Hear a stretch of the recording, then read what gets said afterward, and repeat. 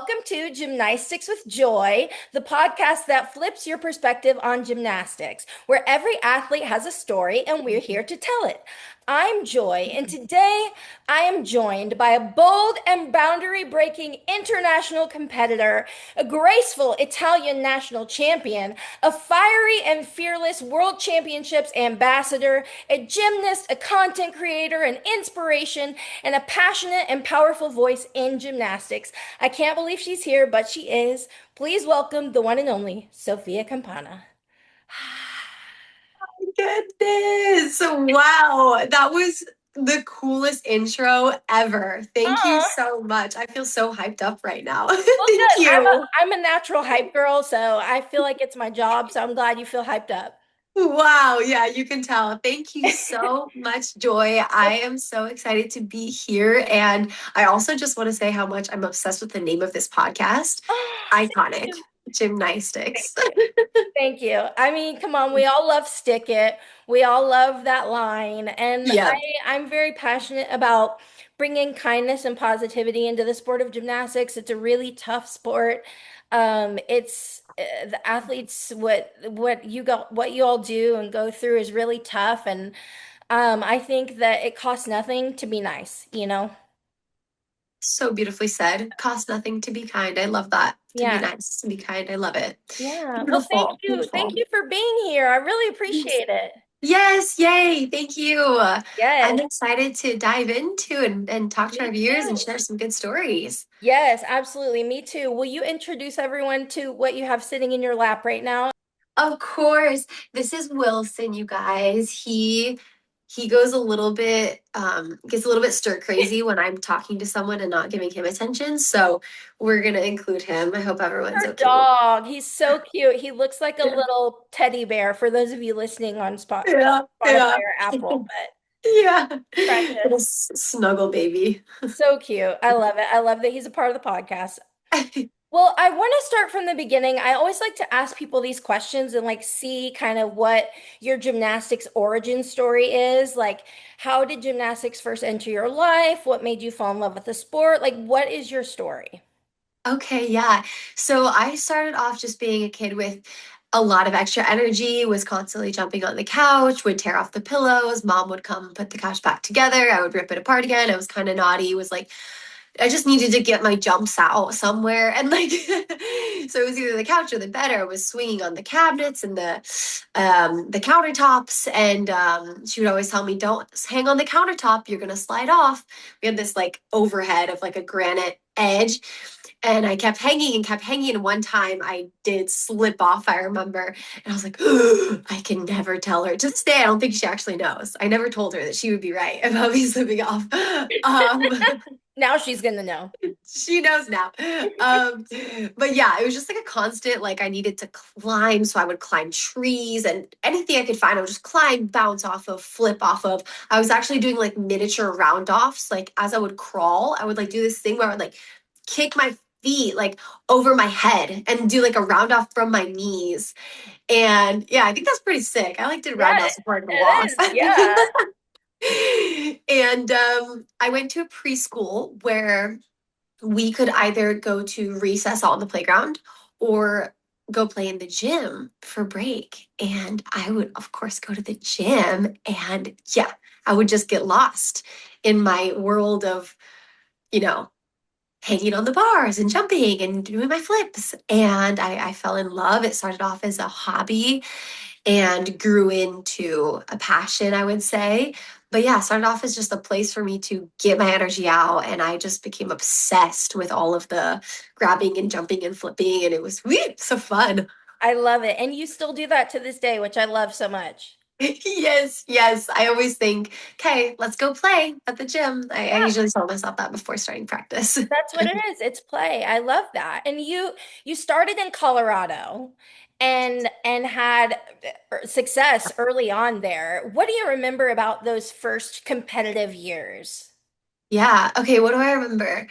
Great question. I remember being really excited because I started to gain a lot of confidence and self belief.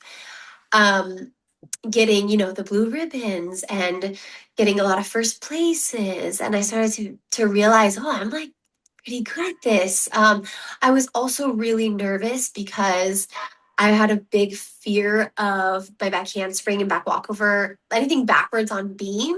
Yeah. And I remember like moving into higher levels, everything was excelling, but my backward stuff was just at a halt on beam. And so I had a lot of anxiety, nervousness, stress, moving into kind of like level 6, 7, 8, because that was the one thing that was holding me back from truly excelling. So yeah, a mix of confidence building and really just finding myself and being like, oh, I'm actually made for this. I feel like I'm made to do gymnastics because I'm doing very well at all of these competitions. I'm learning skills really fast. I remember like we would learn new skills and usually I would pick them up really, really quickly at gym. And some of my teammates would like laugh at me and be like, that's not fair, Soph. Like, what the, and I just felt so grateful because like my body just like understood gymnastics pretty easily. Not for every skill, but for a lot of skills. It just felt like it was like gymnastics was just coming out of me. Um, and also, yeah, that mix of a lot of stress and fear for the balance beam. Yeah. So that sums it Yeah. up. Yeah, I talk about this story a lot on the podcast. People are going to get tired of hearing it, but I started gymnastics as a little girl because I wanted to be like my big sister. She's 12 years older than me. She was a really good gymnast. She ended up being a collegiate cheerleader. And I started gymnastics as a kid, and then I was a cheerleader for a little bit, and so I wanted to get my back handspring. And so I went to gym and I very quickly developed a severe mental block in getting my back Mm. handspring. I was so afraid of flipping backwards, couldn't do a back walkover, couldn't even do a bridge because I was so scared of my head being upside down. Um, yeah, Wow. I was like terrified. And so I ended up quitting gymnastics because my I didn't have a coach that like helped me through the mental block. I didn't have a coach that like taught me how to front tumble or anything like that because I'm from Texas and it's kind of like sink or swim in Texas when it comes to gymnastics. Mm. And so I just kind of felt like not a priority, and so I quit. And it wasn't like fun for me. And so now I do adult gymnastics and I'm learning my round off back handspring. I'm learning my back handspring. I have a round off, but you saying that like you struggled like flipping backwards on beam, I can't even do it on the floor, but like I relate to that and it's something that I'm still working through today. Wow. I just want to applaud you for circling back to this childhood fear and you're like, I'm just going to face it again Yeah. and try and work through it now and give that to yourself now as an adult gymnast. What a cool story and thanks for relating and sharing your story. That is incredible. Thank you. I mean, I always say I'm going to heal my inner child. I'm healing my inner child by doing gymnastics again and like learning my back handspring. Because I always say it's like so important to make your young self proud. So I'm working on that. So I related to that, you saying that. But you had a strong level 10 background before Italy. And what do you think that phase of your gymnastics career taught you most that led you to Italy? That was very Mm. good groundwork for that. Mm. What did it teach me most? The first thing coming to mind is that it just made me hungry. It Mm, made me hungry to do more. hmm I had done 5 years of level 10 hmm and I didn't qualify to nationals my first 4 years, and my fifth year went to nationals and won beam. hmm And after that, I knew I was capable of more and I was just kind of bored of doing level 10. hmm And I felt like I was it was good to show me what I was capable of, but also show me how much more I wanted to be even better. Yeah. Yeah, definitely. I absolutely get that. And then you had the opportunity to compete for Italy through your grandparents and dual citizenship. How did that dream first begin for you? And what all did it take to get there, to get to that point? Yeah, yeah.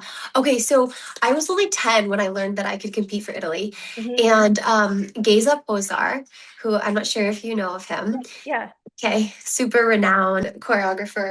He, with his international experience, knew that me having Italian grandparents, I could apply for dual citizenship Yeah. and eventually go compete in slash for Italy. Hmm. So as a kid, that was super inspiring to me because Italy was like my grandparents' home place, their hometown, their home country. I wanted to go live and experience their culture, their background, my background. Yeah. Um, and it felt like such an honor in my heart to be able to do what I loved and combine it with a place that I felt so honored to represent. Yeah. And that's when it started. So I was, only 10, didn't really make any steps toward that goal until I was then 15 and started sending videos, actually sent an email to Paolo Bucci, who at the time was the head director of the Olympic team in Italy. And he is now on national team and runs the junior location for training, and wonderful, him and his wife Tiziana, who is the national team choreographer. And they were the first people to that I was in contact with, and it invited me out to go try out. So I went for 2 months to Wow. just get a feel for it. My parents went with me. They're like, okay, where would you be living? Like, what does this entail? Like, would you be moving to Italy? Like, you're only 15. Like, is it safe? I did not speak the language. So there were a lot of just kind of like wild cards in the mix of this, dream that I had. Yeah. And after being there for just 10 days, my parents were like, wait, she's okay. We actually, all of us gymnasts lived in a little hotel that was built specifically for the national team. Hmm. And we had, like, what do you call it? Like a house, like a tutor, like a house Yeah. babysitter kind of. Yeah. Yeah. Yeah. Um, Chaperone. yeah, exactly, a Yeah. chaperone. And he was a cool chaperone. He would sneak and get us like extra sandwiches at like Nice. Coca-Cola's at night. Yeah, yeah. He was awesome. But it was a very safe environment, and I loved it there. And ended up not qualifying for anything. I was absolutely not ready for elite at that time. I was a strong level 10, but I there were a lot of requirements that I did not need for a 10 that I needed for elite. And so I was a very big step behind at that point. And went home, was crushed, but also even more hungry at this Yeah. point. Motivated. Yeah, so motivated. I was inspired by seeing, the training style, the lifestyle. Like that was a dream ever since I was a kid was to just do gymnastics all day, every day. Yeah. And although now I am so grateful to have had a public school experience, I did public schooling up until I graduated. I did graduate 1 year early, but I'm so grateful to have had that social life. Hmm. Um, it was, I think I appreciated it more because of that. Because I was like, oh, yes, now I get to do nothing but gymnastics all day, every day. I'm Yeah. living in Italy. Um, and that's how it evolved. I eventually went back 3 years later and qualified for my first Series A1 team. Hmm. And we ended up winning national championships that year. Hmm. And from then on, could continue to compete for on and off. Let's see, until from my first competitive season was 2014 up until 2022 Yeah. in elite gymnastics for the highest league in Italy. Yeah, that's an incredible story. I mean, just knowing.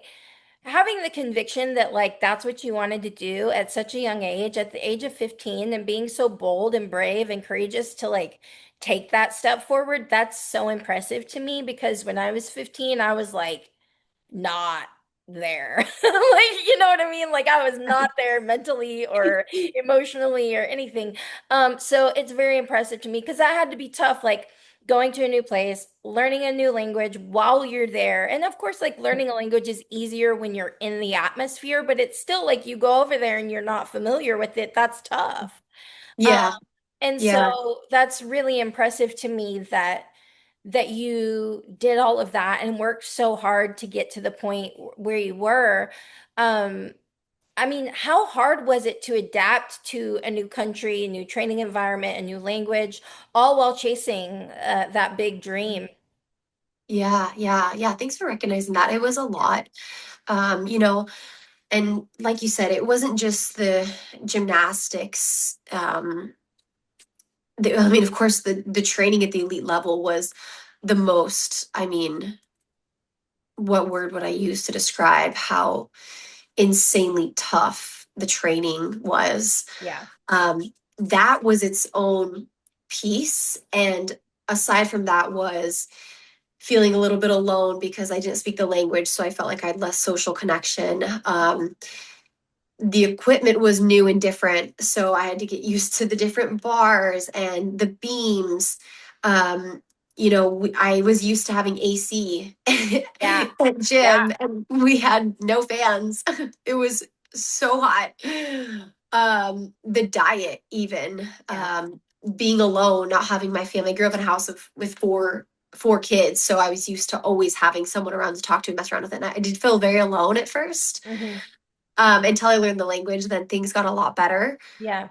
But yeah, definitely, it would just felt foreign. Like I was just like, here I am Yeah. exploring the world. Like, Yeah. okay, like we're just doing this because I At feel like, 15. yeah, I was like, I had a strong sense of intuition. It was like, this is what I want to do. My Yeah. fire within says, this is what I want to do. And I just Yeah. had such a love for it that Yeah. that overrode, all of the fears and struggles at first.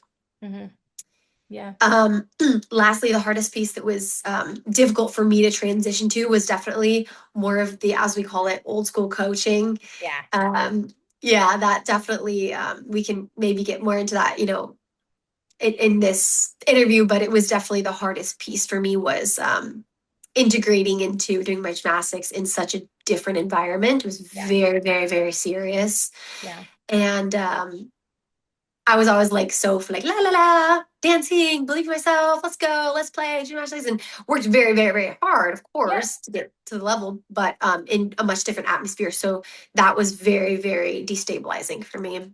Yeah, I can only imagine. I mean, that is elite gymnastics is hard enough, much less being in a new country with new training styles and new equipment and a new language. I mean, that had to be overwhelming at times. So like kudos to you for following your dream and like knowing like and being so strong and brave and being like, "Hey, like this is what I want to do," and like powering through all of that. That's just so impressive.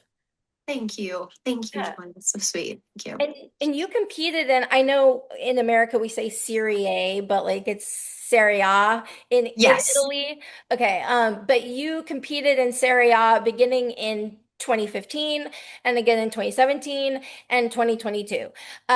What was that experience like? Because I watched those competitions. No I way. do. I have my little Sport Face app and I watch those competitions.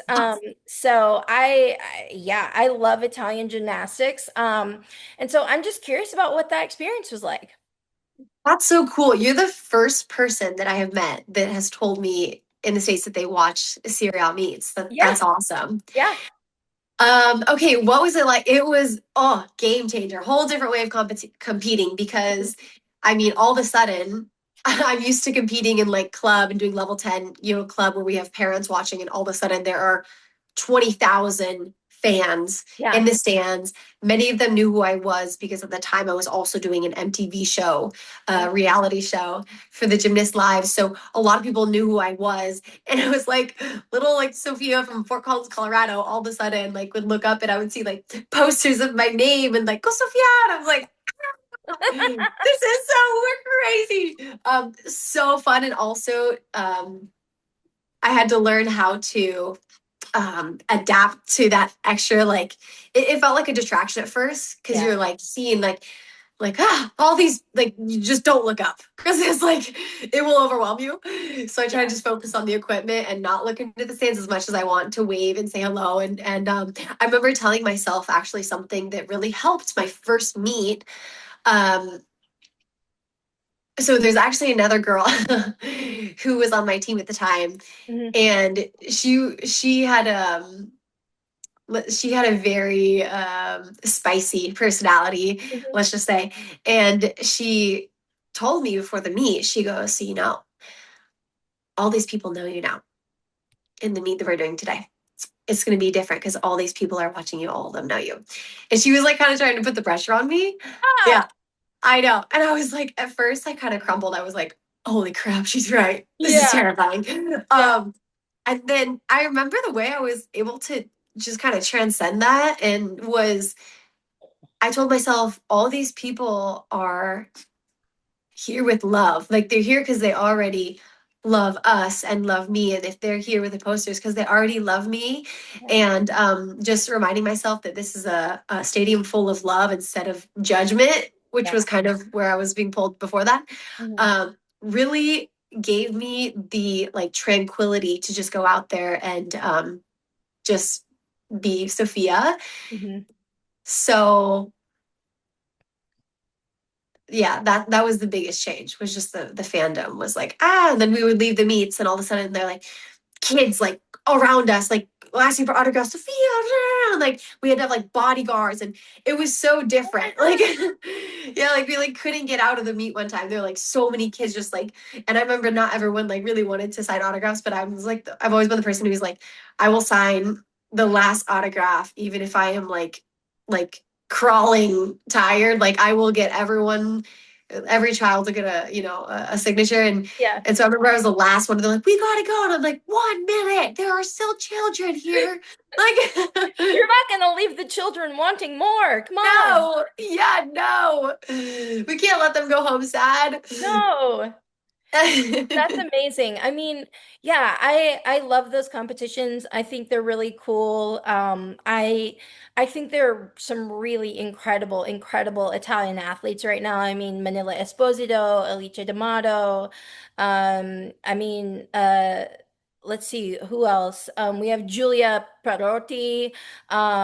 She's amazing. I mean, just so many. Sophia Tonelli. I mean, there's so many really talented Italian athletes. So I love watching those competitions because they're so much fun. So I was curious about what that was like. But I am curious too how the Italian version of artistry and presentation shaped the gymnast that you became. Great question. Yeah. I love that question. I thought that I was a good dancer growing up. I Mhm. had always gotten compliments for dancing and my Mhm. expressivity and whatnot on floor and beam. Mhm. And then when I got to Italy, I remember just feeling so ugly because like they were extra like flexible and beautiful. Like I was like, whoa. And we would do the hardest rotation of the day was the 45 minutes of bar. It Mhm. was ballet. Mhm. That was the hardest rotation. We sweat so much doing Yeah. ballet every day. Yeah. Um, and it helped immensely. I finally had much bigger leaps. My artistry changed a ton, and a lot of just like detail work. Like Mhm. Tiziana was incredible at foot positioning, right? What's on dehors, how do we train hands? How do we train shoulders? How do we Yeah. train just like the little things that just make it pristine Yeah. artistry? Yeah. And Yeah, I had such an appreciation for it. I remember thinking these are the most beautiful gymnasts I've ever seen when I first went there. It was just, oh, makes such a huge difference in gymnastics. Yeah. Yeah, yeah, and I can see that in your artistry today. Like in I was watching one of your YouTube videos and you were getting ready for competition. You were like practicing some of your floor routine. And then I saw a video of you with Gracie Kramer and you were teaching her a floor routine, your one of your floor routines. And I was like, Yeah. wow, like I can tell that she was Italian trained because like your artistry is so beautiful and like your side aerial is mean too. Um it's so good. And so yeah, I mean I just think that you have that natural like elegance about you and I think that that's why I wanted to ask that question because I think it definitely shows up in your gymnastics even today. Oh, I appreciate that so much. That means so much to me, really, because I Yeah. have such a passion for the dance piece and I put a Yeah. lot of extra time into it. Like Yeah. the other day, I was on Beam and I just did artistry. I just took videos of my dance for over an hour, just Yeah. fixing little details. And I really put a lot of focus into it. So that means so much to me. It's Yeah, incredible. of course. And then your Serie A team took first place in the Italian Golden League in 2015. Like you mentioned that earlier. What do you remember about that season specifically? Yeah. It was crazy. I mean, being my first season, like thrown into, like we were like thrown into like I was just like so, I remember just feeling like so much commotion and loudness and Hmm. a lot of stress. Um, I think it was definitely, I think just so many emotions combined because it was not only like doing these new elite routines, but in front of the people, in front of all these people and all these people who knew me, like from the TV show, all of a sudden I was also famous competing. It was like a big change really quick. Yeah. Um, and I was so nervous. I remember for one of my first meets. So the coach at the time, her name was Claudia, and I remember like her seeing me do, I think it was a Dekachev, and I missed the Dekachev or something, and I was just like deer in the headlights. It was one of the first meets, I think first or second, Hmm. and I was just like kind of in freeze mode. And I remember her telling me, she's like, Sophia, she's like, get your claws out. You got to get your claws out. And I love that. Still to Yeah. this day, I was like, you know what? Let's get our claws out. Let's get Yeah. feisty about it. Yeah. Um, and, but yeah, it was, I mean, intimidating at Yeah. first. Yeah. And to compete for a team, like that's a different pressure in itself because it's not just about you. You know what I mean? Like that's a different pressure. And so I think that probably I mean, I'm not you and I can't speak for you, but I imagine at a young age that that would be you go from competing like level 10 and you're like on your own basically and then, you're competing for a team now. And so that's a challenge I would imagine as well. Very true. Very true. And I didn't feel a ton of that pressure. Okay. I think because I don't know why. Why didn't I feel a lot of that pressure? Um, I didn't feel a ton of that pressure. I don't remember that being like the pressure Yeah. point. That's great. Yeah, maybe because like we really were like we would like scream for each other, like Yeah. you can do like we were like so passionate. Yeah. Um, and so it felt like very like a lot of camaraderie and a lot of just like team support. Hmm. And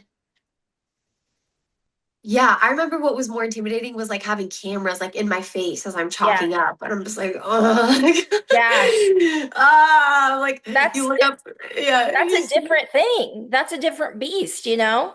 yeah, Yeah, absolutely. I mean, I think about like all of these gymnasts nowadays with like, they literally do like have cameras like all up in their face. They're so close by them and they're like trying to like do their thing. And I'm like, y'all, yeah, give them some space. Like, come on. yeah, yeah. I'm sure a lot of police gymnasts can relate, Yeah. to that feeling of all of a sudden like you're trying to be like I call it my bubble, my focus Yeah. bubble, and you've got Yeah. like like here's the nation Yeah, looking at your face as yeah, you prep for your like, you know. yeah, exactly. Yeah. And I do want to talk about 2021 because in 2021 you became Italy's national champion on the uneven bars. Um, how special was that title for you personally? I mean, considering all that you had been through to get there, all that you sacrificed, all that you did to get to that point, like how special was that title for you personally?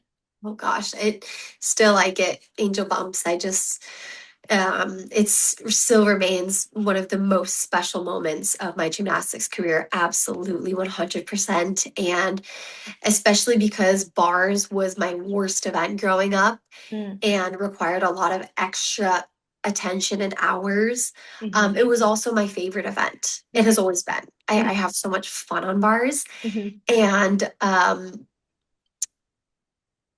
that summer before going to nationals, I actually had an injury and I wasn't able to move my arm for a couple months. I was stuck like this. mhm, And to be able to come through that and then get back into competition shape and compete within like a 3-month turnaround from starting mhm. to move my arm again meant so much to me. Yeah. Yeah, and that was an interesting training time for me because I was in Colorado. I was training a little bit in Denver with a private coach, a little bit on my own. Mhm. And when I was on my own, a lot of times I would just be in the gym literally by myself. Like there Yeah. would be maybe someone at the office, but a lot of times it would just be me, the bars, the sound of the bars. Yeah.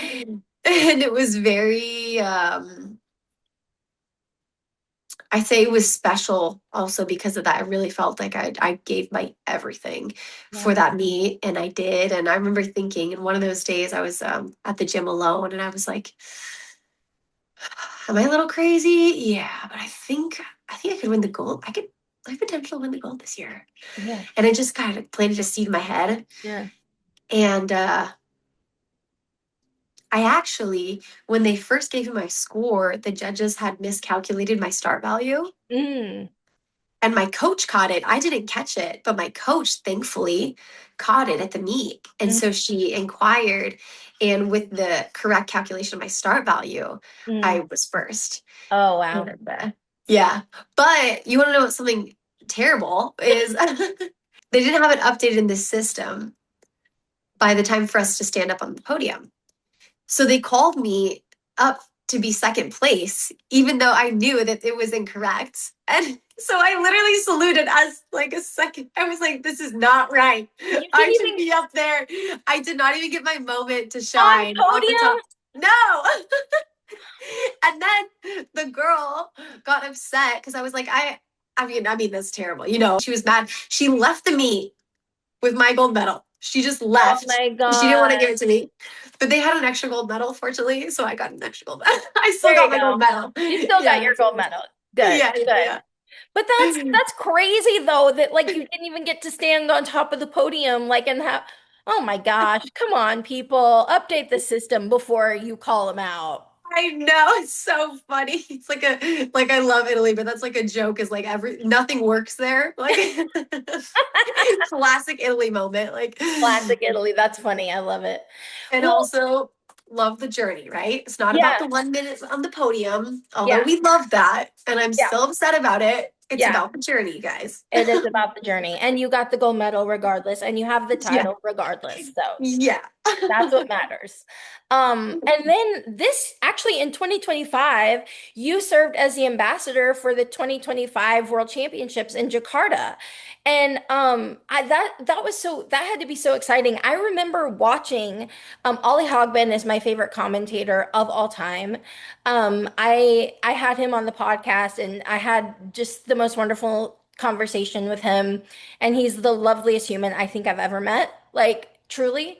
And I remember you commentating with him. How Yes. cool. So like walk me through how did the opportunity for ambassador come about? How did you end up commentating? Like what tell me all about it. Okay, so you really watch all the meets, I girl. am Like a I gym love it. nerd. I'm a gym You're such nerd. I love it. I love it. Love it. Oh my gosh. Okay, so it came about. So initially I was planning alongside or along with adult gymnastics retreats Yeah. to host a retreat. And it was Hugh's idea. I've got to give credit to Hugh Smith to go to Worlds. And we were planning this. It was like a month before. We're like, let's just put together a retreat. Like people are gonna come. This is Yeah. gonna be big. And we're trying to get tickets. I think we were, how did it start? I got in contact with the head of press Hmm. for FIG, Yeah. and he got us on a call. I forget, initially, we were talking about I think we were just trying to get like VIP tickets or so. No, what were we trying to do? It started off with something else, and then Yeah. that opportunity came secondary. Oh, So we wow. got on a call and had no idea that was even a thing. Hmm. And he was like, "So, since you guys are going to be coming, I've talked to the team here, the FIG team, and we've actually would also like to appoint you as athletes ambassador. What would you think about that?"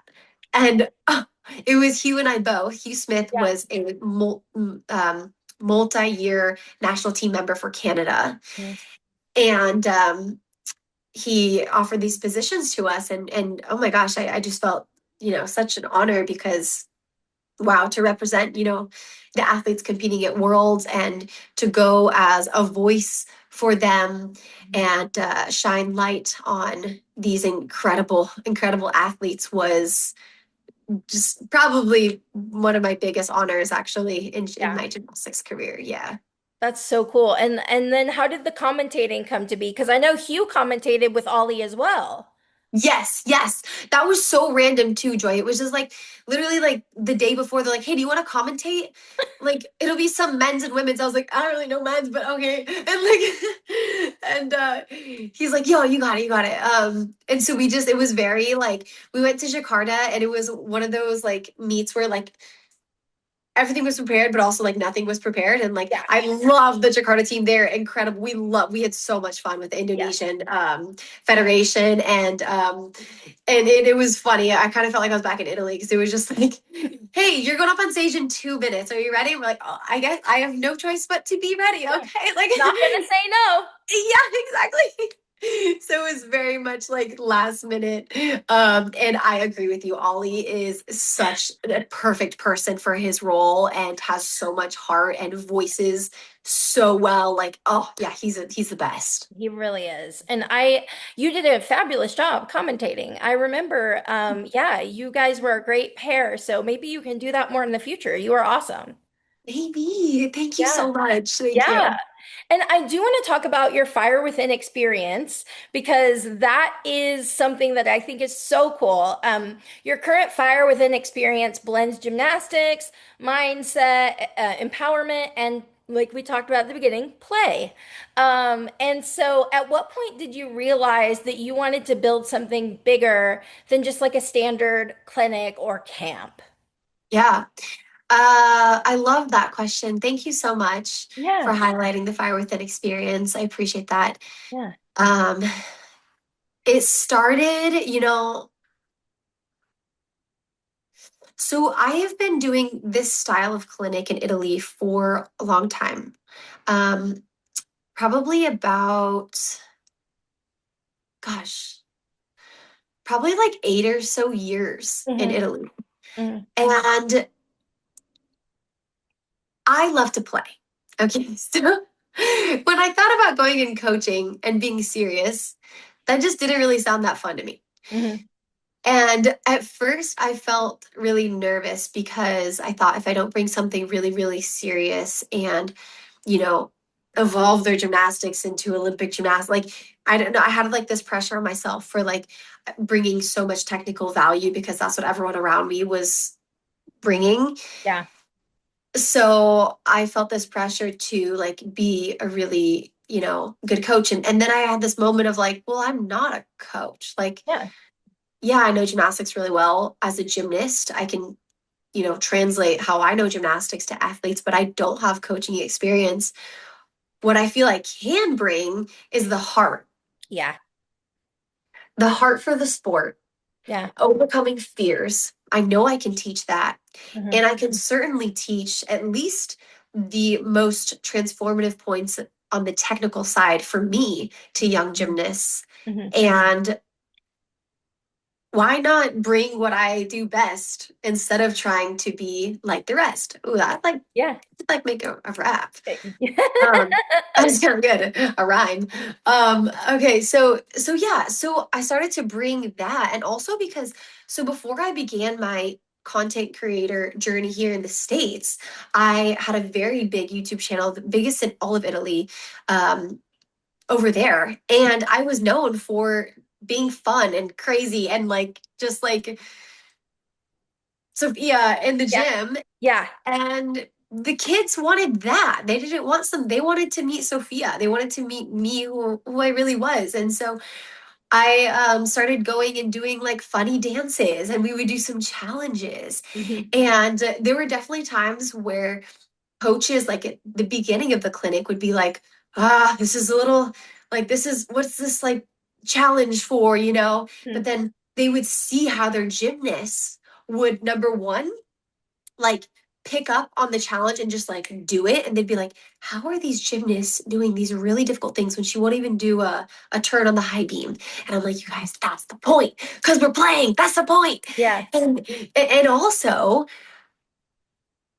how the some of those little challenges in game formation were Hmm. helping the gymnasts do their skills. They were Yeah. like secretly slid in to like a game format, but actually teaching gymnastics. It was just teaching in a new way. Yeah. And I remember feeling so fulfilled when coaches started to recognize, wait, this is kind of where it's at. Maybe we don't have to be like, ah, la, la, la, you know? So serious.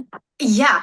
Like, oh yeah, they're only 8 years old. Like, they actually absorb way more when they're having fun and they want to come back tomorrow and they're Yeah. healthy and they're happy. And um so it was so cool to see, you know, at first it's always actually not always, but most of the times it has been at the start of the clinic, everyone's a little thrown off because they're like, why are we having so much fun right now? Yeah. Like Yeah. and then toward the end, everyone's like, oh my gosh, can we do it again? Like, and so I love that because I feel like that's what I bring to my gymnastics, and that's how I get through sometimes the very, very hard days is transforming it into play. And sometimes I need that reminder. My coach Arson is awesome. The other day, he was like, play through it, play through it. I started getting a little worked up on a blind full, and Hmm. he's starting to really get to know me, and he'll remind me. And it's so wonderful to have that reminder. Um, so anyhow, does that kind of answer your question? I kind of Yeah, went it on a does. rant. No, that was amazing. I loved it. And I know that the goal is to help athletes transform fear into fire.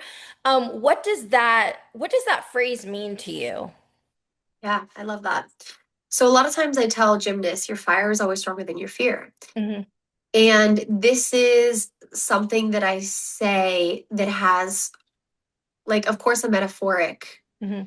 meaning and also a scientific meaning. And something that I really nerd out on is the connection between mind, body, and emotion, Hmm. and how when we elevate ourselves emotionally, we also change the thought process. And Yeah. when we're in that higher space, we also have more muscle power. Mm. And I've done muscle testing and many times, and it's really cool to see even the difference in literal strength that comes from our muscles when we are stronger and feeling better inside. Yeah. So, what I mean by that is when you find that place of passion Hmm. and joy, Hmm. it will always beat the desire to self doubt or Yeah. self ruin The because it fear. is more powerful, even on a scientific level. Yeah. So we focus on how do we find our fire? And especially in those hard times when you feel the doubt coming in, how do we stop it and reset and get to a place of, oh, yeah, there's my fire within. All right, let's get this right. Yeah. Yeah, absolutely. I love that. And I was going to ask you why it was so important that these events not just be about skills, but also confidence and emotional tools. But I feel like you answered that question really well. I'm curious, what kind of mental blocks do you see most often in young gymnasts? So I worked with a lot of gymnasts over the past few years in my mentorship program. I run a program on the school platform, and we hop on calls every other Sunday and go through whatever that gymnast is facing at the time. Hmm. So I've seen quite a variety. Honestly, they can happen anywhere. They can Yeah, happen on vault, they can happen on bars, they can happen on beam. Sometimes it's just the idea of competition, yeah, and it happens anywhere. And what's cool is most of the tools that are like the first ones that I usually offer and teach these gymnasts are tools that they can apply and start to make small steps to get through it. mhm, But each gymnast has a unique way too of moving yeah, through it. yeah. So as we explore it together, they're learning and I'm also learning as a mentor, like, oh, this is new. Okay, like we're exploring together what works for every gymnast. And I think that is so powerful. I had a wonderful coach, Crystal Tonto, growing up, and she would always tell me every gymnast is an individual. Mhm. What works for her might not work for her. And so, how can we just figure out together what works for her Yeah, and use it, right? yeah. Um, it's been one of my favorite parts about that. That's so important. And like I said, like I had a mental block. I'm working through it. And so hearing you talk about this is really cool. And I'd love to chat with you about like, me overcoming my mental block with flipping backwards because it's definitely something that's a challenge, And I feel like flipping backwards, you're like your brain doesn't want you're like, that's not normal. Like why am you know what I mean? And and so it's that fear thing, but I love the fear into fire, like it's so important. And like your clinics are so cool because you or your events because you include skills clinics, wild challenges, an empowerment workshop, and the VIP pink party. So how did you build that format and talk about that a little bit? Sure. So I really wanted to make sure to include all of the pieces that were most important to me so that it feels like an authentic event Mhm. in the way that I can contribute best to these young gymnast journeys. Yeah. So, of course, like they want to do gymnastics. Yeah. So, of course, I'm going to offer tools or drills or, insight to becoming better on a skill technical level. Hmm. And then the challenges aspect, because it has helped me grow um, just as I think an athlete having that aspect in Hmm. my gymnastics. Hmm. I 100% believe in its importance, especially as you get to the higher levels, to Yeah. keep that there. Yeah. And also because they're kids, like, can we play? Like, Yeah. even adults, like, we have to play in Yeah. life. Like, Yep. Yep. I actually have a framed photo in my bedroom that says "Play today," and it's something that I try and think of doing every day. Is how can we play?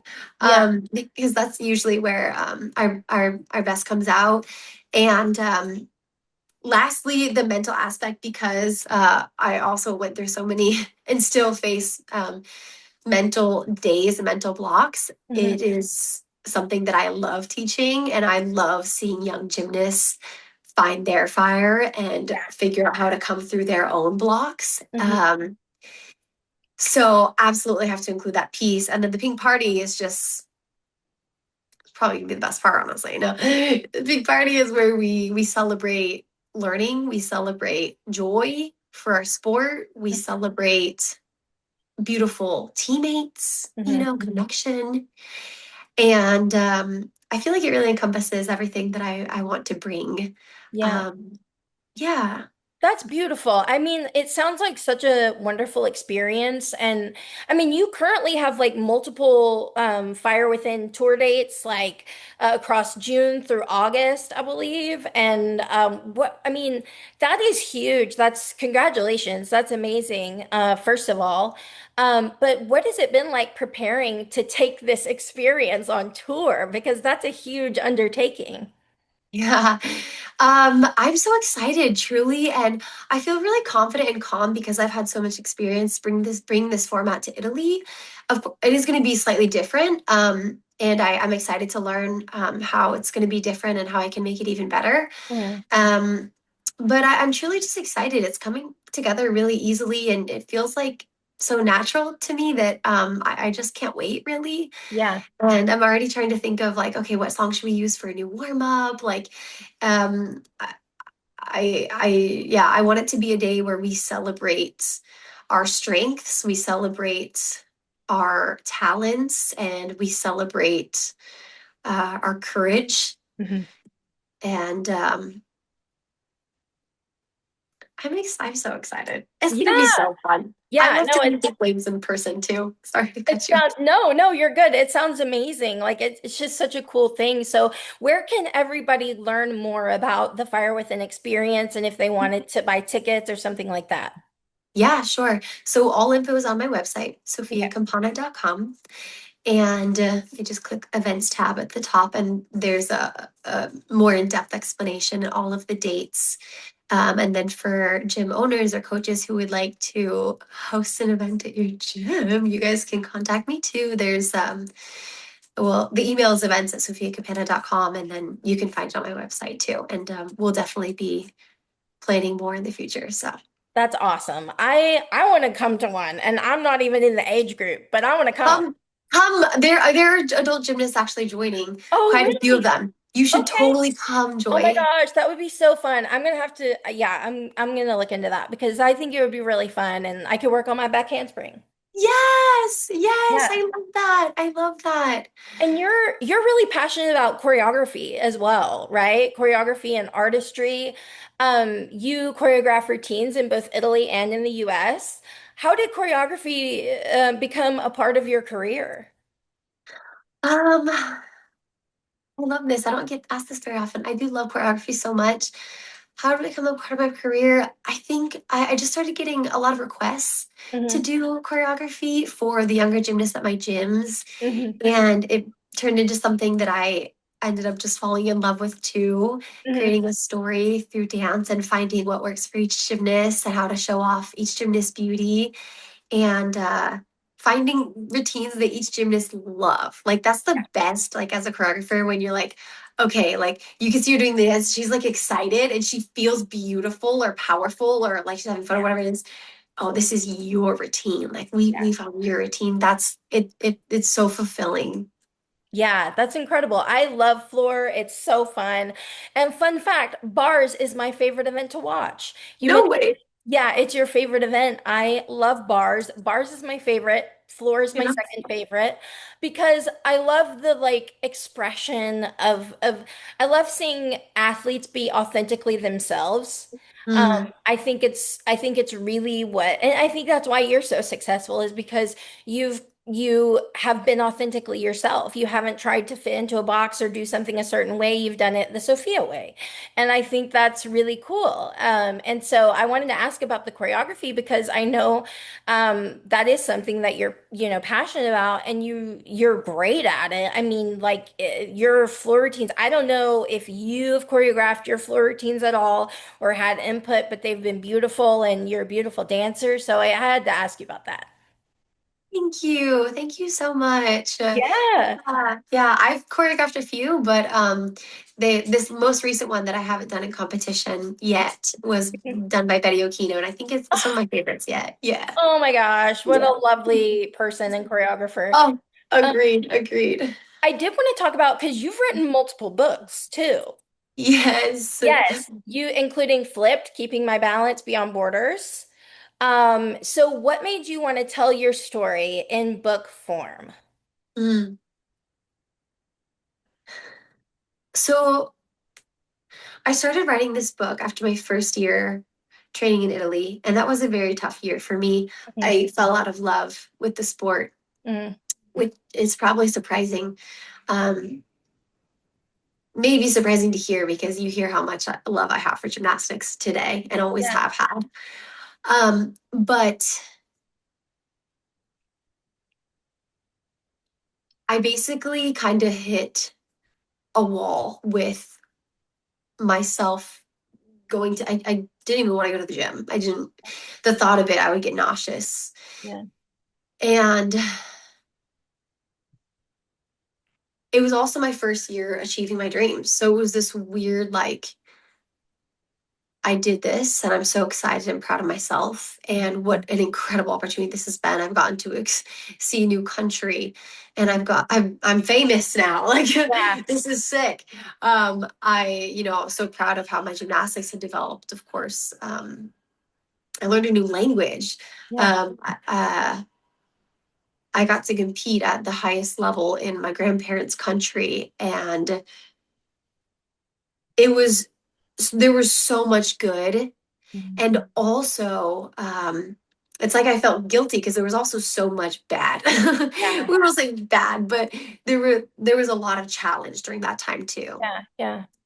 and a lot of that came from the new training environment. I had a really hard time adapting and keeping my own sense of self Mhm. when in an environment surrounded by a completely different mindset and way of doing gymnastics. I was not able to keep my own bubbly Sophia self. Yeah. And okay, so coming through some of those challenges, I was just thinking about younger gymnasts and thinking, oh my gosh, like if anyone is going through what I'm going through, maybe I can help them Mhm. come through it by sharing my story on how I'm coming through it. Yeah. So truly the purpose was to help younger gymnasts overcome their own dark places through trying to share what I had done Yeah. and share my story in that way. Mhm. And it ended up being a very therapeutic project for me to go through like my whole journey Mhm. and kind of see that. And that's where it started. Yeah, that was the purpose of it. Yeah. Yeah. That's incredible. And I mean, you're so versatile. Like you wrote a children's book too. Which I can't pronounce the name of it. Will you pronounce the name of it? Yes, Amici sulla trave. Okay, yes. And that's a different format. So talk about that and what made you want to write for younger readers. Yeah, thank you. So that opportunity came about. It was actually proposed to me by the largest publishing house in Italy. And just 2 years ago, we're actually doing a series. And tomorrow, I'm actually launching the second spoiler, the second version to the series, the second story to the Oh, series. wow, cool. And the reason was because so after being so active on YouTube, I had attracted a lot of young athletes on that channel. Uh-huh. And so in my autobiography, I talk about a lot. I talk about bulimia. I talk about getting my period. I talk about, you know, things that a 10-year-old maybe is not ready to read. Yeah. And so we said, how can we create a new form of positive, um, positive, sending positive messages, but to a younger age group? Yeah, yeah, yeah. And that's the reason we started doing that. So it's been really fun because now all ages can read and still receive the same messages, but in a In a different different form. format. That's great. Yeah, I was so curious because I um I haven't read your books, but I when I learned that I was like, wow, that's incredible. Like she's so multifaceted. You do so many things. And I think that's really cool that your passion for gymnastics bleeds into helping people and being passionate about human beings, like I think that's really special, and I think that really sets you apart and makes you a great role model and mentor for young athletes. Because you've built a strong, I mean, you've built a strong presence across platforms online, both as an athlete and a creator. And I'm curious because I've known about you for so long. I've followed your journey, and like I said, I watch your YouTube videos and things like that. But when did you realize social media could be a part of your purpose? Because I feel like that has allowed you to help so many people, that platform. I agree. I agree. And I appreciate you recognizing that. That's the reason I decided to start social media was for that purpose alone. I realized after being on the MTV show, Hmm. how much I loved the opportunity to be a leader for young gymnasts. Yeah. And when the show was over, my younger sister actually, she said, "So if you should become a YouTuber." And at first I was like, it's kind of cringy. I don't know. And then I was like, but how cool would it be to continue to share my journey and hopefully inspire young athletes and maintain this leadership role. Like Yeah. I have so much love for gym. I just want to share it with the world. And like Yeah. so much passion for overcoming fears. Like I want to give that too. So that's actually why I started social media. Yeah. And that's always been my purpose. And I think that's one of the reasons I've lasted so long. That sounds like so negative, but like so long as an influencer, because like Yeah. I know so many people who have like started and then they stop, started Burnt and they out. stop. Yeah, yeah. And I've been doing social media now for gosh, since I was yeah, about 13 years. Hmm. And I don't get burnt out because I've always done it for that purpose and I've Yeah. always had that same intention. So yeah. That's huge. That really is huge. I mean, and it seems like, I mean, you share gymnastics, but you share beauty, you share wellness, you share empowerment, and I feel like you're very intentional about showing like a full version of yourself instead of like just staying in one box, which I think is really cool. And I think that's one reason, again, why you're so successful. But what is that? Is that it seems like to me that's been very intentional for you, showing a full version of yourself, the vulnerability, the honesty, the mental blocks, the things like that. Has that been an intentional thing for you? Because it seems like from an outsider looking in. Hmm. Definitely. I like to be known as Sophia, not just the gymnast. Yeah. And although I am Sophia the gymnast and I love that, I'm also just Sophia and I'm kind of crazy and I'm kind of I like to go to Coachella and wear fun outfits. Yeah, you exactly. know. You're just a girl, like us. Yeah, I'm just a young girl and I want to be wild sometimes. Go to Coachella. And I like to show that I have my very serious athlete side and I love to also just be Sophia in life. That's important. That's so important. I mean, like you do gymnastics, but it's not everything. You're an athlete, but I always say you're an athlete, but you're a human being first and foremost. Oh, beautiful. I love So that it's so it's much. yeah, so it's so important to have an identity outside of that, you know? Hmm. I Um, agree. You do adult gymnastics now, Yeah. which I was talking to Hugh and Jenny, and it's so funny that we call it like adult gymnastics, but like, like you have to specify it's just gymnastics. We just happen to be adults, but like Yeah. you're doing that, and it's incredible. I'm watching your journey, like I said on YouTube. I think it's so cool. Um, that I was watching the other day, and you were working on Shaposh.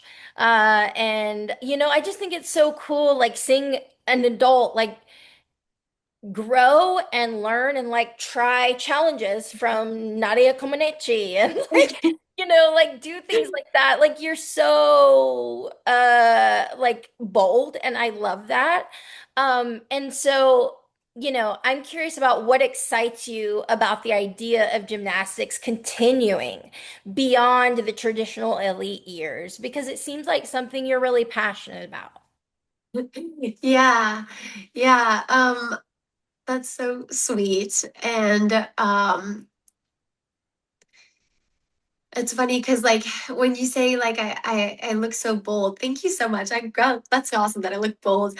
You I do. don't always feel bold. I kind of just feel like, well, sometimes I'm like crapping my pants. Yeah. Sometimes, like when I'm trying new skills, I just feel like I'm playing. Yeah. Like I know I've said that word a lot on this podcast, but that truly is how I live my gymnastics life and my Sophia life is I intentionally play. Yeah. Yeah. And I just feel like I'm having fun. Like I feel like I'm going to my playground and Yeah. I'm doing what my body loves to do.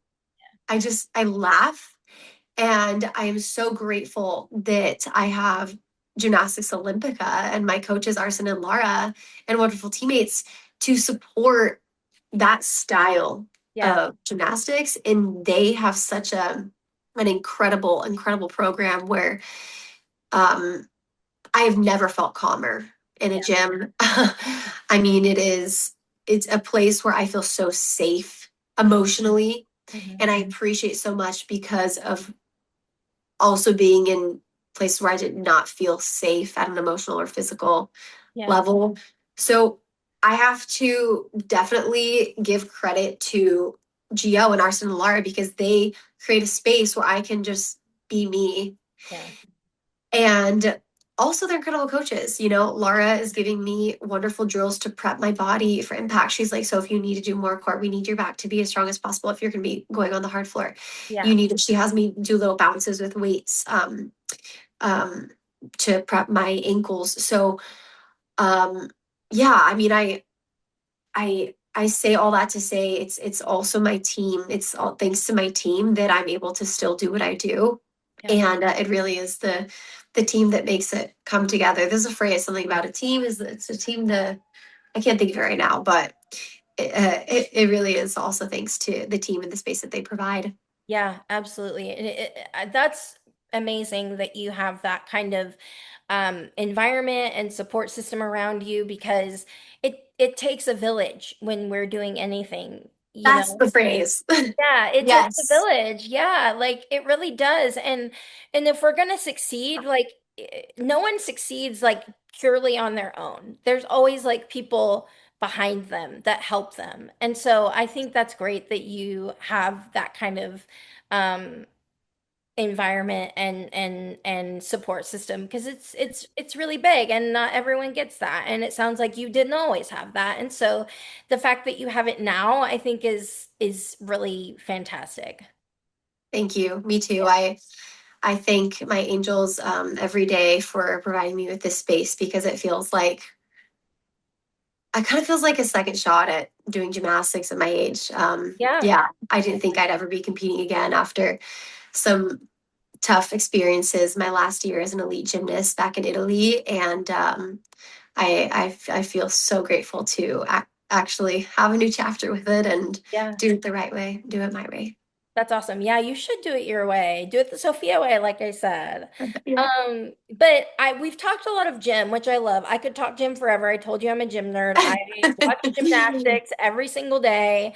I love gymnastics, but also I want to get to know you as a human being because that's part of the reason I started this podcast is, like I said, you're an athlete, but you're a human being first and foremost. So I want to get to know you person to person, and I'm just curious about what are the passions or interests outside of gymnastics that you have, Ooh. like hobbies, anything that keeps you grounded? What are some passions and hobbies of yours outside of Mhm. gym? Yeah, I love this.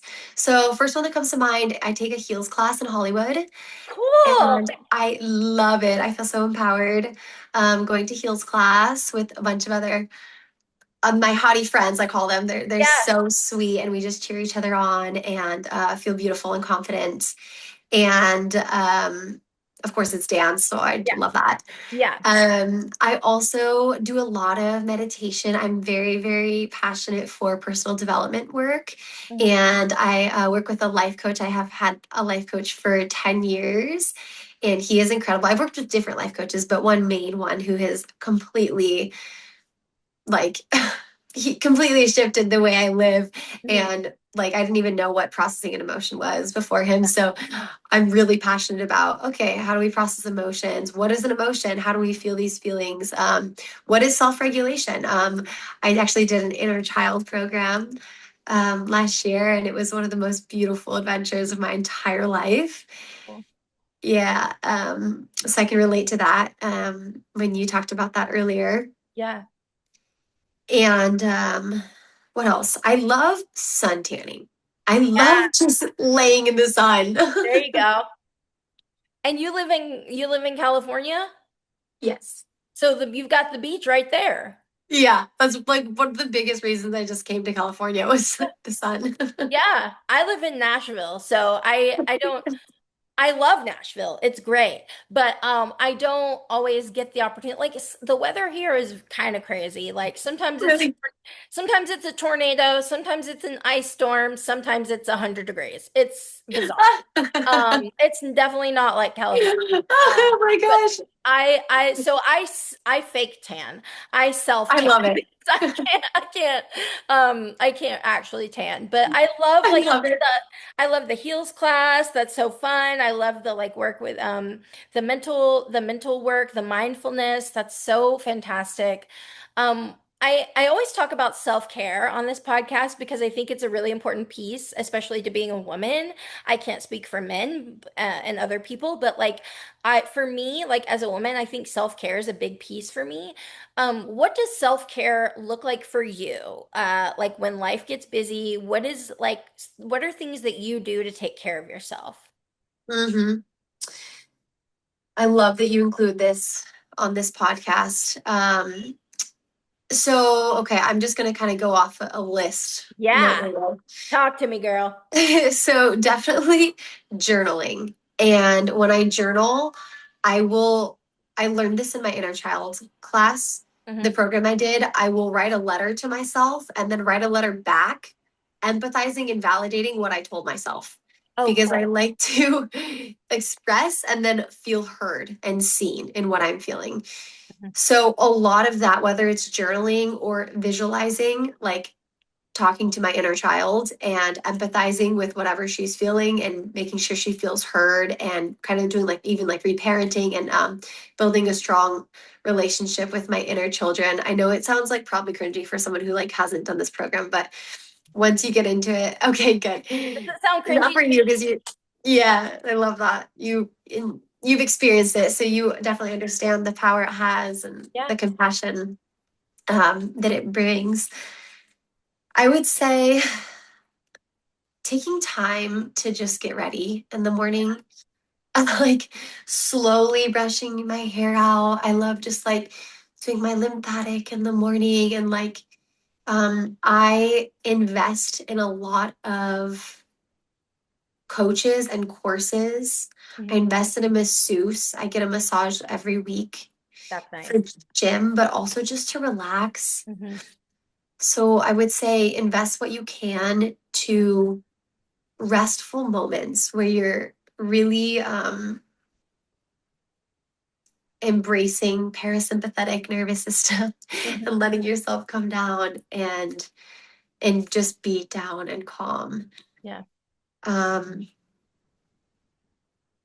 okay, this is kind of an odd one, but it's something that's coming to mind is learning communication skills has really been a form of self-care for me, Hmm. not only because um so I feel better when I feel like I'm being a better listener to my loved ones. Yeah. And I also feel better when now that I've learned how to express my feelings vulnerably, Hmm. um, I feel better when I need to speak. I feel like I can be more connected with other people. Yeah. So I would say that's a big one. Yeah, that's huge. I mean, and being able to be vulnerable and like communicative about your feelings and learning emotional intelligence and all of those things like that helps build relationships. And building relationships is like such an important part of the human condition. And so I think that's a great thing for to do for self-care. Thanks. I love that. And I agree. It is such a big piece, just human connection. Yeah, Yeah. yeah. So I love TV and movies. What are some Okay. things that you like to watch when you're just relaxing at home on TV or movies, anything like that? Okay, so I love spy shows or spy movies or like FBI Yeah. stuff. And my ultimate favorite, um, it's kind of embarrassing, but it's not. I love it. It always makes me smile. Shaun the Sheep. It's my What's favorite that? cartoon. Shaun the Sheep is like this cartoon with these cute little sheeps, and there's like no sound. It's just like the no words. They just like go on adventures together, and like and it's Wait, so that's so cute. it really helps me relax because like I don't have to even think about like words. I just get to Yeah, watch the cute sheeps like do their thing, and it's really cute.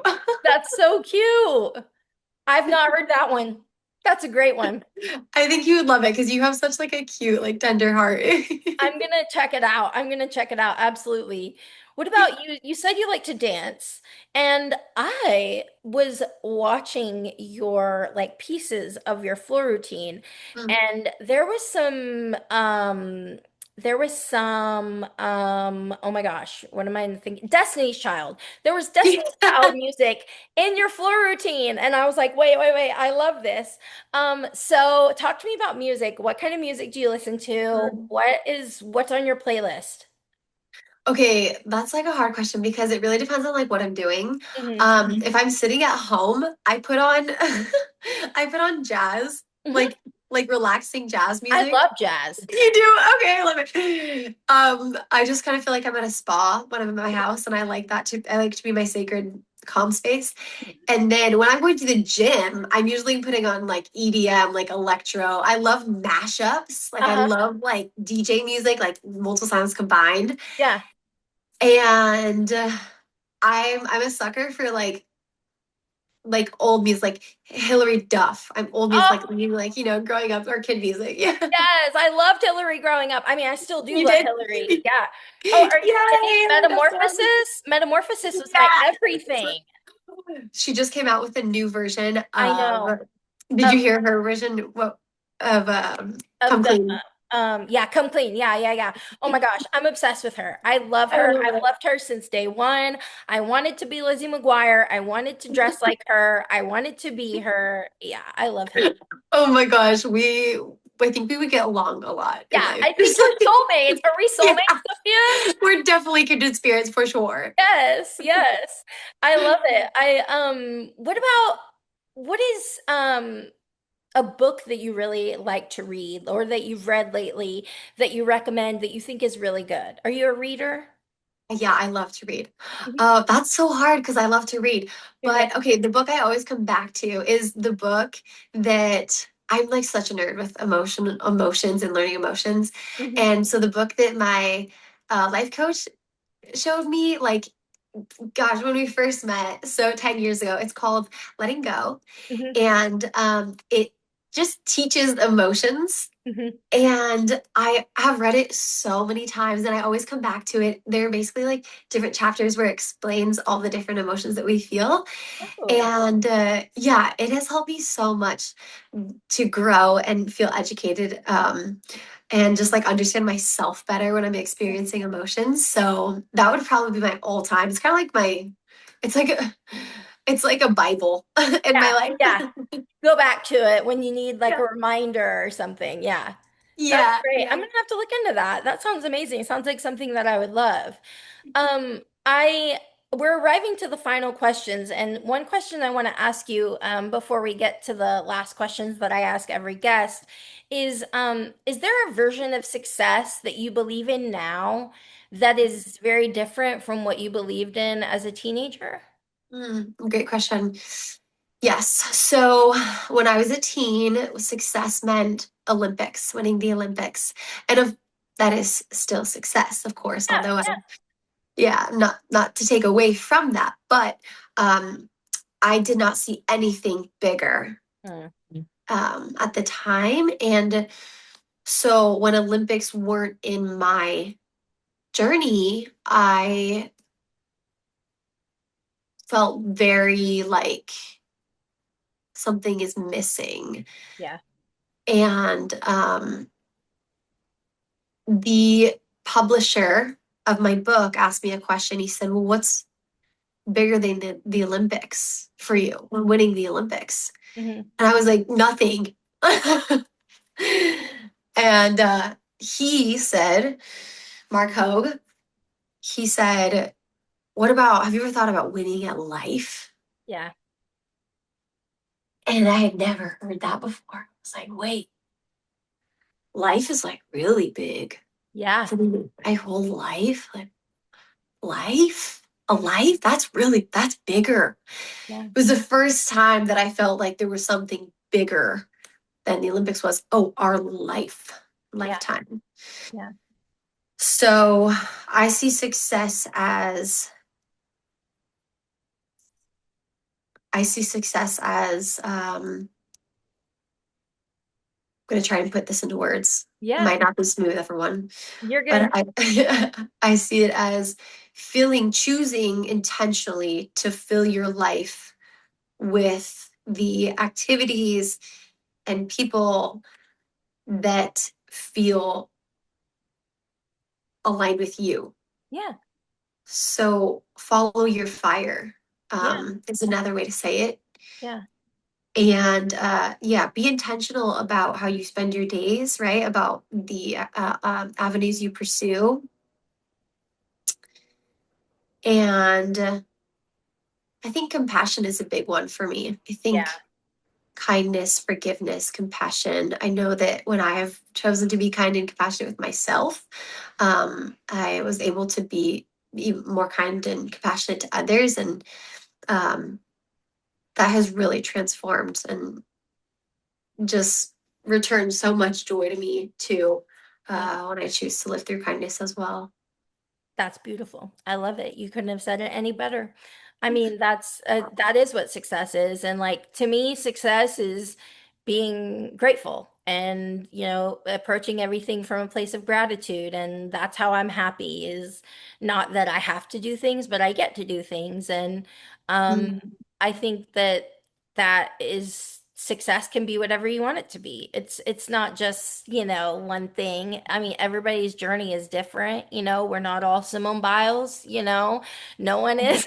So like everyone's journey is going to be different, and so success, I mean, when I look at you, like I see success, and it's different than like, somebody else's success, but it's yeah. yours. And Mm, and so I think that, like you said, like winning the Olympics, like yeah, that is success. That really is. But there are things that are as equally successful as that. mm, And oh, it's just like however you picture success, that is what it is. It's I relative. love that. I love that so much. I love that so much. That reminds me of something that I learned the other day. It was ask your partner, your intimate partner, what their version of success is. Hmm. And that it was important to either have the same value or at least recognize and appreciate each other's and so remind them of that value in times of need. Yeah. And it reminded that because of your openness of there can be multiple and that's cool. Yeah, definitely. I think I was telling Hugh today, I was like, I think that approaching everything from a place of gratitude is like the most important thing. And so like, it seems like you do that, like you're just grateful to do gymnastics, you're grateful to play, you're grateful to, do all of the avenues that you've got a lot of fires going on, and I think that that's so great because it shows that, and it all leads back to caring about people and loving gymnastics. And that's something that's really inspiring to me. Oh, thanks, Joy. That's so Yeah. sweet. I So we, love that you mentioned that gratitude. That's beautiful. Amazing. Thanks for oh, saying that. well, thank you. Yeah. I mean, Mhm. it's just what I'm passionate about. But we have arrived to the final questions. These are the questions I ask every guest. It kind of shows like how you're alike, how you're different. I ask, people these questions to varying degrees, but in the gym, there are a lot of sounds going on. There's a lot of noises going on. What are Okay. the gym sound or noise that you love that's like ASMR to your ears? Oh, oh, all of it. Okay, ASMR. Ooh, that's a good. No, literally, I love. Like, I'm thinking of all the things I love, like the List of them the off. springboard, and like the boom, boom on the floor. Yep. The ting, or the beam, the on the bar. Like, Mhm. oh, I love all of it. Yeah. Oh, I love that. I do too. I love the sound every equipment makes. I think it's awesome. yeah, I me love too. the sound of like a triple series on beam, like that rhythm. I love the sound Ooh, of like back handsprings. And also like I love the sound of like the bars where like you can tell if you've watched enough gymnastics or if you are a gym nerd or a gymnast or a coach or whatever, like you can tell by listening to a bar routine if it's a good bar routine. You know it's what I mean? facts. Yeah. Yes. And like you can tell like by the sound of like how they catch the bar, Mm, like if it's a good one or not. Like I love the sounds of the gym. So I always ask that's. that question. Ooh, we're really nerding out here. I know. I I told you I'm love a it. gym nerd. I love it. I love it. That's good. I do want to ask what brings you to life creatively, spiritually, and emotionally? Hmm. What brings me to life creatively? I would say when I'm relaxed. Mm, So hmm. just, I need to first relax. Yeah. When I'm stressed, I have a hard time being creative. Yeah. So when I'm relaxed like that, sometimes is stretching outside in the sun for an hour Mm, of just relaxing my nervous system. hmm. Dancing sometimes helps me relax. Hmm. Spiritually, what brings me alive? I would say gratitude. Hmm. I also strongly value gratitude. I Hmm. started doing gratitude meditations every morning. And for whatever it is for our listeners, it doesn't have to be spiritual, but whatever it is for you. Yeah. Um, for me, it's angels and God. And I love just connecting in the mornings and saying thank you. I try and always remember after gym to say, thank you, angels. Thank you, body. Thank you, angels, for providing me with a body that still does flips. Yes. And then what else? Emotionally. Oh, you said emotionally. What brings you alive emotionally? Okay, so I would say um, letting in also the challenging emotions to feel Mm. and allowing myself to feel all the waves of whatever it is today. Like, like it feels really good to sometimes just like get the cry out. Like, no one can, I don't know if anyone can debate on like how good it feels to just like, let's just embrace the cry, Embrace like the cry. I'm here for that. Hashtag embrace the cry. embrace the cry. I love it. I love it. Yeah, no, that's great. I absolutely love all of that. Okay, if you could steal and replicate a skill that a gymnast does really, really well, it doesn't have to be named after them, but if you could steal and replicate a skill that a gymnast does, who would it be and what would it be?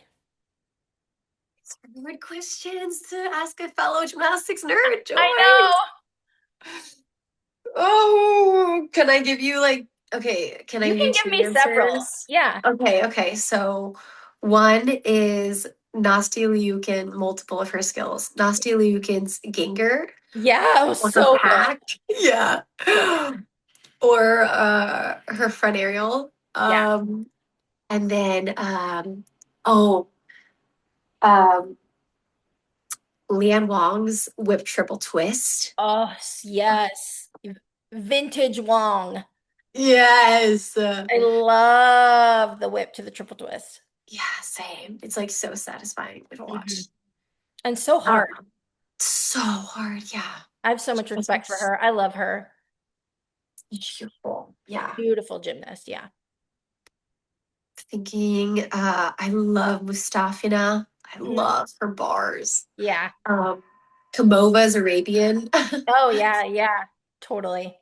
And then, oh my gosh, I can't believe I'm blanking on her name. I was just like binge watching her videos. Romanian gymnast. She's like the head of one of the head FIG members now. Oh, are Yeah. you talking about Catalina Ponor? Yes, Okay. Beam Queen? I knew you'd know. Yes. The back handspring full Hmm. or the back handspring and she catches in handstand. Yeah. Oh, no, no, yeah. Oh my gosh. Yeah. Yeah. Those are some great ones. Those are some great ones. Yeah, absolutely. Yeah, there's so many. I mean, you could list off so many. Like a lot of people nowadays say like Kellyanne Moore's bars, like just her Yeah, bars, like right. just her Right. bars. But I love that you said like different things. Like, that's really cool. I love all of those skills. Those are fabulous. Okay, if you were reincarnated as an animal, what animal would Mm. you be? Ooh. Oh, a monkey? A monkey? Did you like hanging around on stuff? Yeah, I could like actually swing in the jungle. That would be so fun. That would be super fun. I love that. I love that answer. Okay, here's the last question. And I always say I think it's an important one. But looking back, what would little Sophia be Mm. most proud of right now? Um, I think um I'm gonna tear. Oh, Probably a lot of things. I think proud of how um I overcame all of my fears. There's not one mental block that I haven't squashed. yeah, And proud of reconnecting with her and the joy that started this whole journey and being that version of her in the gym yeah. now. That's beautiful. I mean, we get into gymnastics because it's fun, right? And we play, and it should stay that way. Like we should always stay in gymnastics because it is fun. Yeah, It's not we have to do gymnastics, it's we get to. me Um, too. yeah, we get to. And so like I think yeah, I love that. I mean, I say in every episode, it's so important to make our young selves proud. Like kids are so intuitive and like know so much. And so like I know that if I make young Joy proud, and this is like me speaking in third person, but like if I make my young self proud, then like I've accomplished something. Like that's success to me. So like getting my back handspring, like that's success to me. You know what I mean? That is so sweet. Joy, we're going to get this back handspring. We're gonna No, get it. you are going to get it. I know you're going to do it. You can do it. Yeah, I'm excited. I really am determined to do it. So, You are. yeah. Oh, I'm inspired by you. I just want to like support you getting your back handspring. I'm so Oh, excited for you. thank you so much. Sophia, Yeah. thank you so much for coming on my podcast. I really appreciate you being here. I've had the most wonderful time. I have too. Thank you so much. You're welcome. And I really appreciate the opportunity too to just share some stories and connect with you. What a wonderful podcast host. Thank you. Yeah, yeah. And truly, if there's something that I can do to support you in your back handspring journey, I would love Okay. to help you in any way. Yeah. Um, Thank you. I would, yeah, yeah, I would love to get your help because it is something I'm still struggling with, the like mental block of it all. And like being afraid that I'm gonna land on my head or something like that. But I think that, I'm working through it and like just building those like fundamentals is like, and like the basics and stuff, I think is, helping me a lot. So yeah, I'm excited for the journey. But I appreciate your support. I really do. yeah, yeah. You're so welcome. You've already come so far. I believe in you so much. Thank you. But truly, you're a light. Like you're just a light in gymnastics. And like you bring light to social media and you bring light to YouTube and you bring light to those that are around you. Like you just are a light and I think that's really beautiful. And I think that that is success too, just like being a light in a sometimes very dark world. So thank you for all you're doing for the sport of gymnastics and for the way that you're helping people, um, work through mental blocks and showing that adults can do gymnastics, and adults can swing bars still, and like all of those things. Like I think it's really cool, and I appreciate what you do. I really do. That means so much. I feel all your words deeply. Thank you so much. Thank you, Yes. thank you. And thank Well, you so much to our viewers too. Thank you for if you stayed to the end. Thank you yes. so much. Yes. I really enjoyed talking to you, and I'll talk to you later, okay? Okay, Okay. yay. Bye guys. Bye.